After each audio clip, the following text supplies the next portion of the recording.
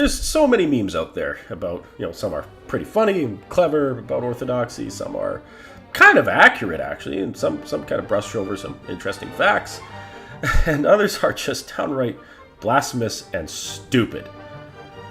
But with that said, today's topic is going to be on the wrong reasons to convert, but what is the right reason?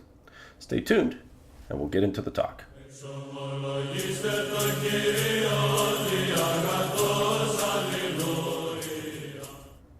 Hello everyone, and God bless. This is Father Michael, Father Mike as some call me, with another Living Orthodox episode. Yay!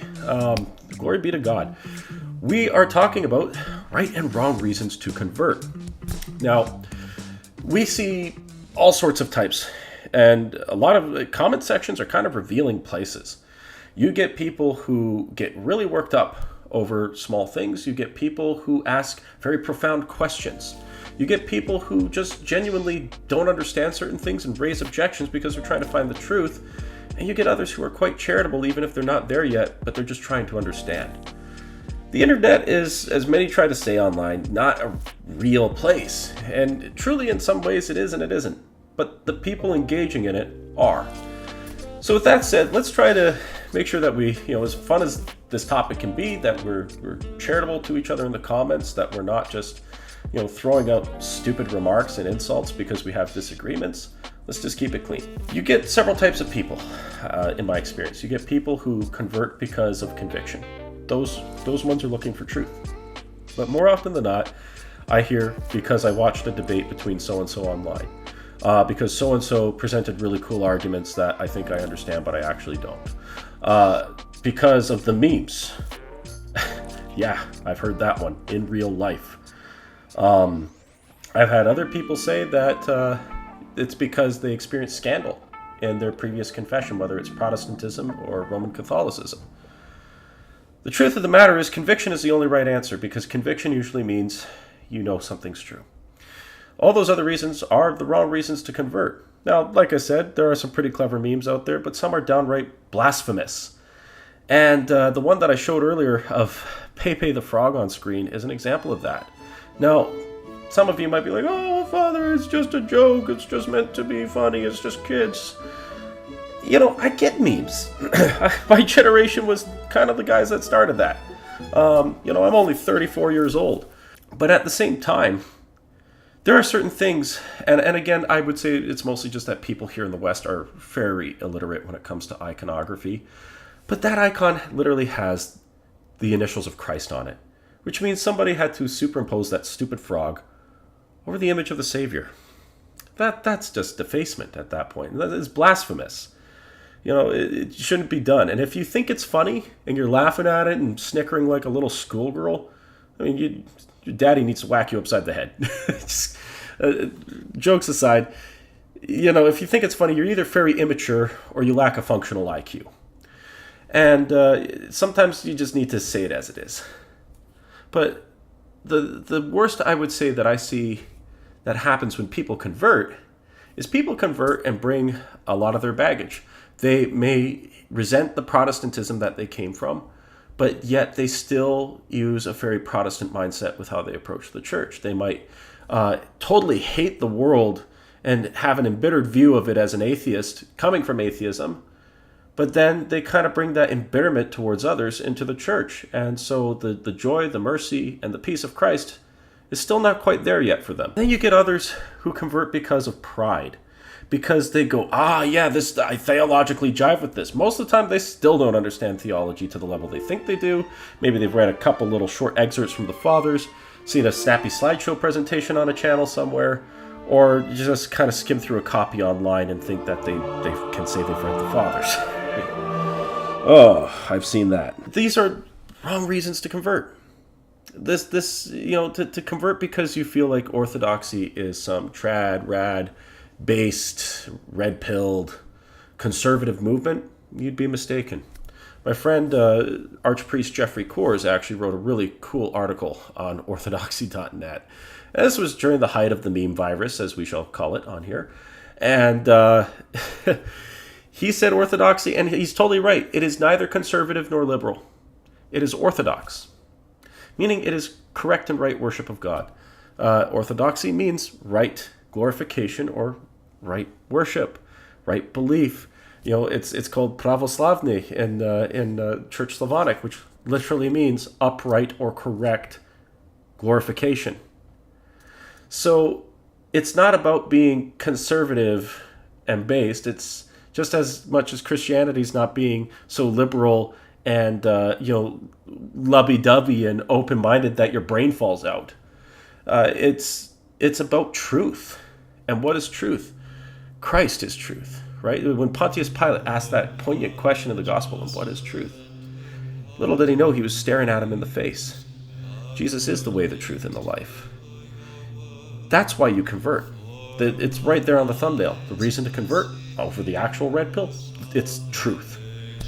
That is why anybody should pursue Christianity, is because they believe it's true.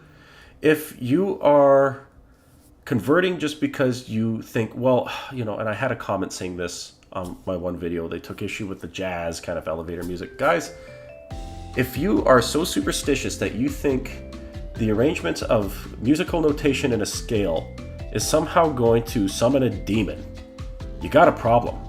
That's not piety, that's pietism. Most tisms are obsessive by nature. And if they're obsessive, they're usually driven by passion. And if they're driven by passion, I got bad news for you. That's exactly what the evil one wants. Because if you have such a fear of engaging in the world to the point where you'll criticize something as benign as that, you're letting your guard down to where the enemy is actually making his entry point, and that's through your pride. Live?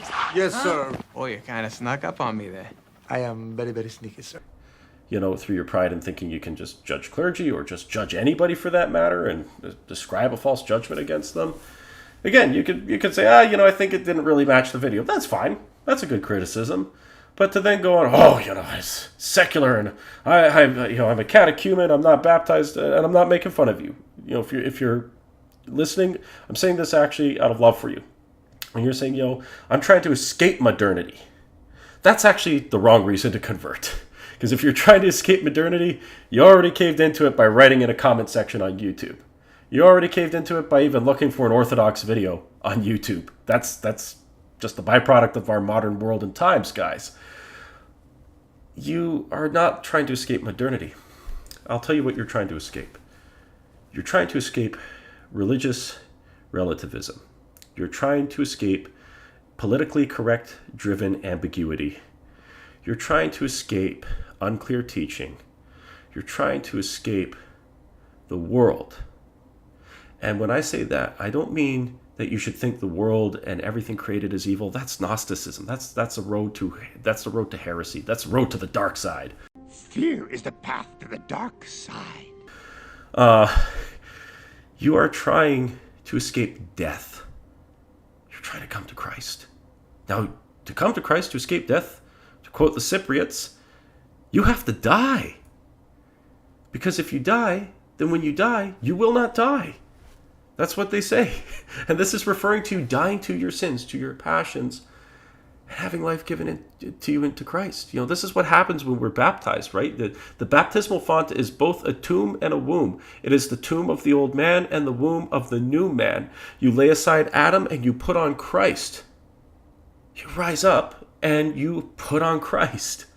And that's what we even sing in the baptismal troparion afterwards, as at least in the Russian tradition, when you, or the Slavic tradition, when you circle around the font. And I think every church does this, actually. Even the Greeks do. Everyone does it. As many has been baptized into Christ have put on Christ. Right? Wow, that's beautiful. I mentioned it in the other video. That is why you convert. To put on Christ. To become like Christ. To have Christ in you. To receive his body, blood, soul, and divinity in Holy Communion. That's the summit of our faith. I've seen people say, well, debates, I want to be an apologist, I want to do this and this, and they're usually pretty young, they're teenagers. Kids, an apologist is not a career for most people. And it's one fraught with temptation, and it's one fraught with a lot of sorrow. In my opinion, nobody should even try to engage in online apologetics until they've been Orthodox for at least 2 years. Again, some people might be ready after 1. That's for you to work out with your priest and with your spiritual father. And I'm not your parish priest. If you're not at my parish or at a parish that I'm involved with, I'm not your parish priest. I'm not your spiritual father. If you haven't asked to come under me, I'm not your spiritual father. I'm not hearing your confessions. I'm not trying to direct your life in a spiritual way. You should talk to the one who is and say, hey, Father, can I have your blessing to do this? And if he says no, then you have to obey. And it's, in my opinion, and this is where I'll say this to my fellow priests, don't just shut down the young man if he asks you why. Okay, now a lot of these young guys, they just lack certain social skills and tact. It's not really their fault. Try to meet them where they're at. I said this before in my last video. Walk with your young men. Encourage them and build them up. If he's interested in being able to give, apologetic talks, rather than that, maybe train him to help with catechism. Train him up as a catechist. Give him something to do. If really at the core of it is that you just want to share your faith, the best way is through catechism. And to do so with the blessing and guidance of your priest and spiritual father, or if they're the same person. They're not always. So walk with your young men. Just encourage them. Build them up. Give them the tools to serve the church. Don't hold it against them that they're young. But that being said, guys, don't convert because of scandal, because some of you love to be scandalized. Some of you might have a bit of a narcissistic bent where it's all about being proven right and proving everyone else wrong. That's the wrong reason to convert. The Orthodox faith is not here to validate you. It's here to heal you. And a lot of the time people use the faith as a form of personal validation. Oh, I was looking for the right theology, and this is the right theology. And then they go around labeling everyone some kind of heretic. To the point where the word heretic is losing its meaning, guys.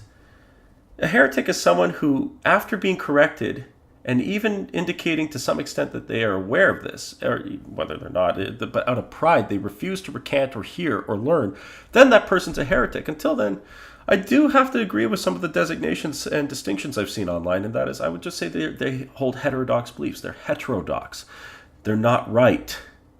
It doesn't mean that they're heretics, because to be a heretic, you have to be willfully in error and unrepentant. Now, this doesn't mean just because you debate someone and say, well, Mr. Roman Catholic man, you believe in created grace. There is nuance to that argument. Now, we still hold that the way that they frame this and their position is incorrect. We hold that there's errors in Thomism. That being said, don't expect them to go, oh, they're on to me. Oh, they caught me. Oh, yeah, you know what? But out of pride, I'm going to refuse. That's not what it is right away. If they're absolutely convinced, they're trying to be faithful to what they believe is true. You have to be patient. That's why apologetics is such a dicey game, because in all reality, if you're going to try to bring someone into the faith, like a loved one, like a friend or a family member, you got to play the long game, because it's not always going to be instantaneous. It took months before my family converted to Orthodoxy. I mean, to be honest, my sister decided to dive down that road before I did even. But it took my parents quite some time. And they had to learn a lot. And there was a lot that they wrestled with. But they asked questions, and they took their time. And they were baptized into the church. We came out of a very evangelical Protestant upbringing. It's not easy. It's not easy to just change your beliefs. So don't get impatient with people. You're not converting to win arguments and to be right. You're converting to have the right faith, the right worship, so you can be united to the one who will make you right. Who will make you right with him. You're uniting yourself to the source of life. Christ has to be the focus. And there's been many times where, as a layman and as a priest, I've let that focus shift in the wrong direction, or I've put it through the wrong lens. But I constantly pray that God will help me. And I'm weak. I'm nobody. I have a spiritual father who, thank God, prays for me and is patient and guides me. I have brother priest who will hear my confession when I can't get to him because he's busy. Thanks be to God for that. Thanks be to God for his mercy. That is why you convert. You convert for his love, for his mercy, for Christ, for truth. That's all. I really don't think there's anything else to say on the matter. Other than, God bless you all, have a good night, and I'll see you in the next one.